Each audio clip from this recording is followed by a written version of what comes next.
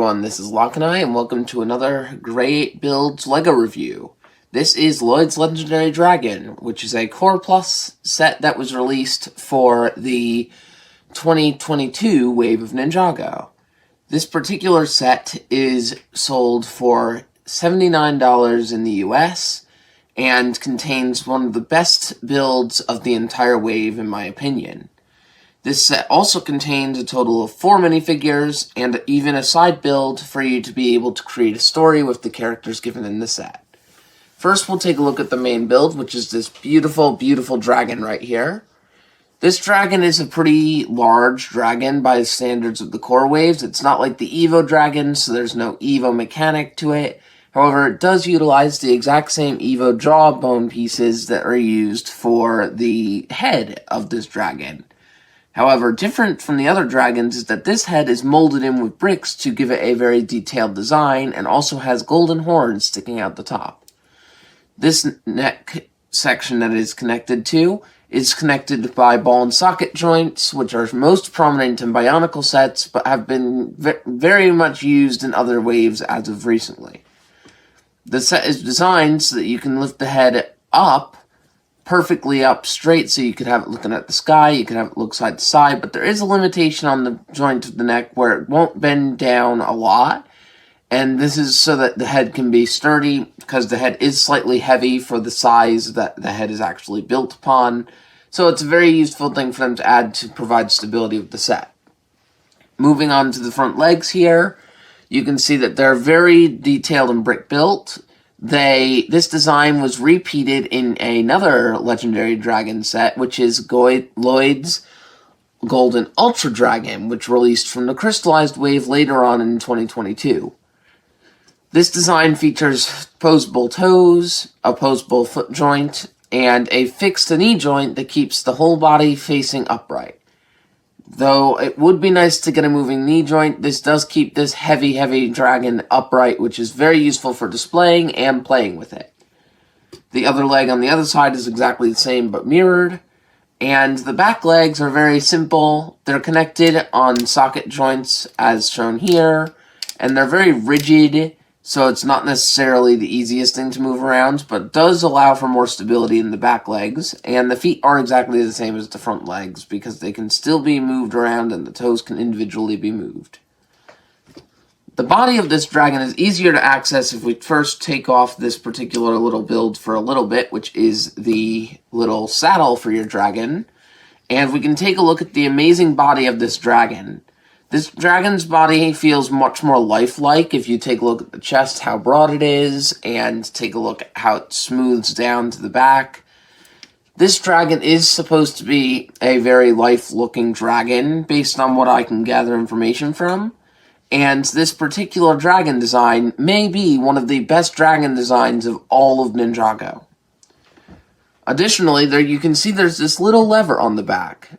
If you were to move this lever, it shakes the wings to make it look like your dragon is flying. Or you can keep them posed back for when it's trying to be in a stationary pose when it's standing on the ground. As I mentioned earlier, there's a saddle build for this, which you can easily just place onto the top of your whole build by first moving these side pieces out, clicking it on to the 2 studs in the front and back of the top of the back, and you can carve everything around it to reveal this saddle design. It uses a lot of gold, which is fitting for Lloyd, who, if you didn't know, was the legendary Golden Ninja during the series, and as of January 2023, is the Golden Ninja in the core wave as well, because he is given a golden suit. This particular saddle, since it's made of gold, comes with a lot of pieces that you would expect to come in gold, but also some unique pieces, some Bionicle claws, and there is room to attach the collectible flag, which each set in this wave comes with, at the back of this saddle. This particular flag is exclusive to this set and this set alone. There is no other set where you can obtain this particular flag, and it has some blue shurikens printed on it. Moving down to the tail of the dragon, there are some stickered pieces representing how the dragon's tail looks when it has all the different scale patterns, and some golden spikes on top supposed to represent the spikiness of the tail itself. This particular tail has a little bit of posability, especially towards the end of the tail where it's on ball joints, and the particular connection that's at the closest to the torso of the dragon has a small hinge piece being used so you cannot lift the tail any further down than that, which allows the tail to be more stable. I'm going to be taking a look at the side build, and then we'll go back to the overall thoughts and minifigures for the set.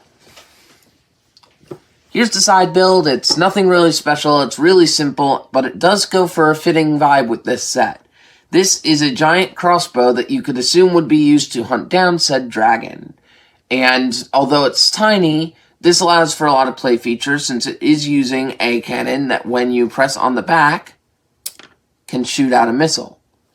This particular missile piece does come with an extra one just in case you lose it, but it is still easy to lose these since they're skinny and translucent. So I would watch how many of them you're firing off to random places. This is meant to be used by one of the minifigures who can use his dynamite sticks to ignite said crossbow, or you can play with this however else you would like, and your goal is to try and shoot the dragon with this. While it doesn't seem like it's a balanced set by any means, if you're looking for a balanced set, go check out my review on Lloyd and Nia's Race Car Evo. But this is kind of neat that they give you a side build that does really fit for the set. Speaking of things that fit for the set, let's take a look at some of the minifigures that came in this set, starting with the villains. As you've seen already, there is a small version of the Bow Destructor. This comes in 2 sets, both of which are Lloyd sets, the other being Lloyd's Race Car Evo. And this particular minifigure isn't really not special because it doesn't have the special leg prints and it doesn't have armor, but it does come with 2 of these dynamite pieces, which, if you haven't gotten any in your collection, this is an easy way to pick up more than one of them. And if you do have some in your collection and you're looking for more, this might also be a good reason to get this figure. The other villain minifigure that we have for this set here is a Cobra mechanic, except it has a glider pack this time. This is more fitting for the dragon because it is a way for the snake to be able to fly. If the snake can fly, it might be a more fair fight for the dragon. This provides a little bit of world building that you can use with this set just as is. Now, let's take a look at Lloyd, which is the main hero for this set that you get. He's the standard core suit that's reviewed in a bunch of the other videos, and there's nothing really special other than noting that he has almost every shade of green in his suit, which is amazing. But in this case, he also comes with his alternate hairpiece, so you can take the helmet off, place the hairpiece on, and now you have Lloyd without the ninja hood on. He also comes with a green katana in the back, and his specialized sword piece that he uses in the TV show, but this time in silver, which is a unique addition to the set that allows there to be more than one weapon for your minifigure to use.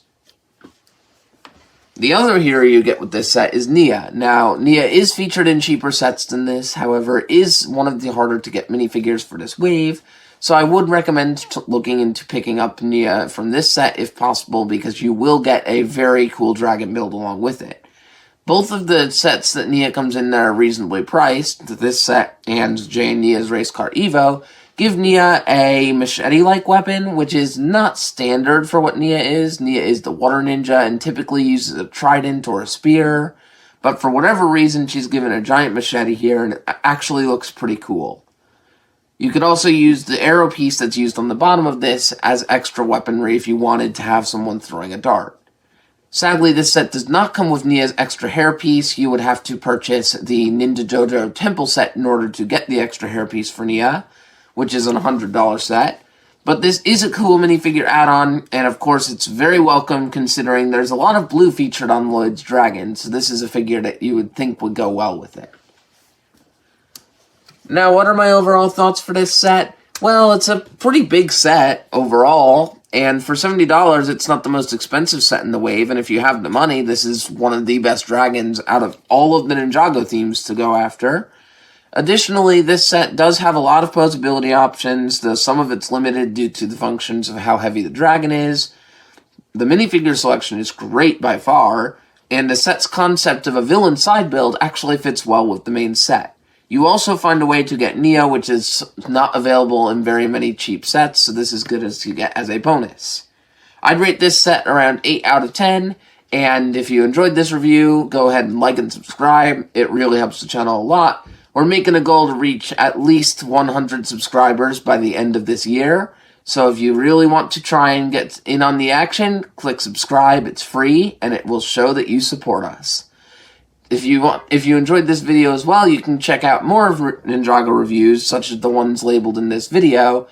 And I will see you in the next one. Have a great day.